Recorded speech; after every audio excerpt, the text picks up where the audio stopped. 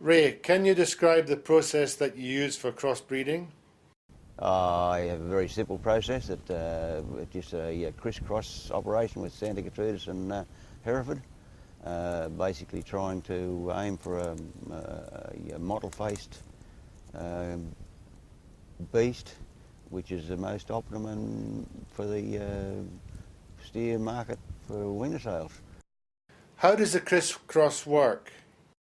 Well, anything that looks like a Hereford goes to a Santa Gertrudis bull, and anything that looks like a Santa Gertrudis goes to a Hereford bull. Just intercross, and at the time of joining my heifers, I just draft them out either way. Anything that looks like Hereford goes to Santa bull, and Santa types go to Hereford bulls. And that's the simplest way that I do it. So you don't buy in heifers, it's all your own stock?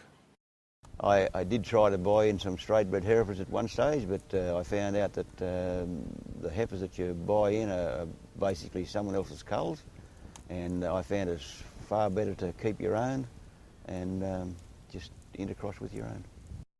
How often would you change your bulls? I change my bulls fairly regular, yes. And I'm very particular about, I make sure I always use purebred bulls. I always buy straight-bred Hereford bulls, and I always use purebred Santa Gertrudis bulls. What sort of advantages do you see in crossbreeding? Well, to put the Santa bull over a Hereford cow, you seem to get a lot more milk in your first cross. Your crossbred female seems to produce a lot more milk, and you get a bigger frame beast, a sleek coat,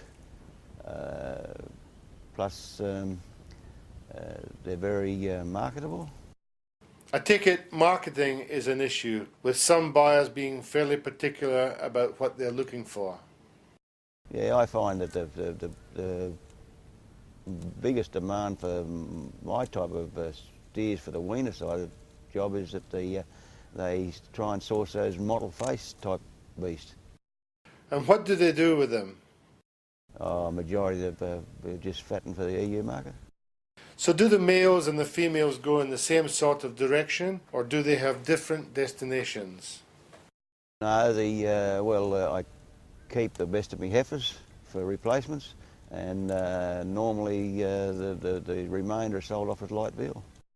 When you are buying bulls, do you look at the EBVs? And if you do, what sort of characteristics do you chase?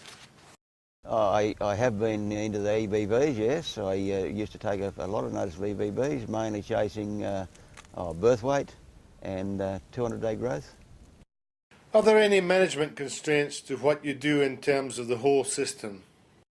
The only problem I seem to be running into with this setup is that this crisscrossing thing is that by keeping my own females, you get a Hereford type, a real Hereford type heifer, and you put it to the Santa Gertrudis bull with a little bit of Santa Gertrudis in her background. She tends to sometimes throw a full red calf, which I'm trying to dodge, but it's very hard to control that. But it's not a major problem, though. In a drought situation, when times do get a little tough, are there any disadvantages there? I don't think so, no, not really. The Santa Gertrudis breed has got a lot of people claim that they're shy breeders, but I do believe it's only genetical, and I cull for that, and I've got no problem with fertility in the herd. How do you select your sires? I try and select for muscling and EBV figures, and I try and dodge the real pinky-eyed type Hereford bulls. Try and get good red-eyed bulls.